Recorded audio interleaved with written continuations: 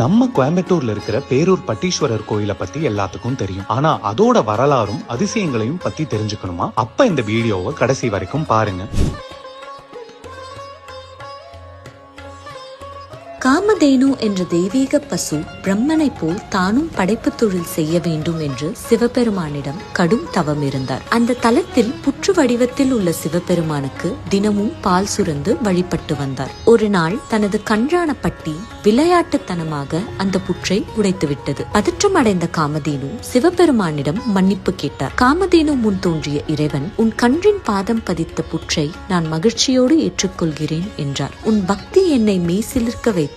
ஆதலால் உன் நினைவில் இத்தலம் காமதேனுபுரம் என்றும் உன் கன்றின் பெயரால் பட்டிபுரி என்றும் எனக்கு பட்டீஸ்வரர் என்றும் பெயர் வழங்கப்படும் என்றார். இன்றும் சிவபெருமானின் தலையில் கன்றின் பாதம் பதித்த புற்றை பார்க்கலாம். இந்த கோவிலின் அதிசயங்கள் என்னவென்றால், இந்த ஊரில் இறந்து போனவர்களின் எலும்பை ஆற்றில் போட்ட பின் அது சில நாட்களில் கல்லாக மாறிவிடும் என்ற நம்பிக்கை உண்டு. மற்றொரு அதிசயம் என்னவென்றால், பொதுவாக பனைமரத்தின் ஆயுள் 100 to 150 வருடங்கள் மட்டுமே. ஆனால் இந்த கோவிலில் இருக்கும் பனைமரம் 1000 வருடங்கள் தாண்டியும் இளமையாக உள்ளது. இந்த ஊரில் பிறக்கும் மக்களுக்கு மறுபிறப்பு இல்லை என்றும் நம்பப்படுகிறது. உங்களுக்கு இந்த கோவிலை பத்தி வேற ஏதாச்சும் அதிசயங்கள் தெரிஞ்சா காமெண்ட் செக்ஷன்ல காமெண்ட் பண்ணுங்க.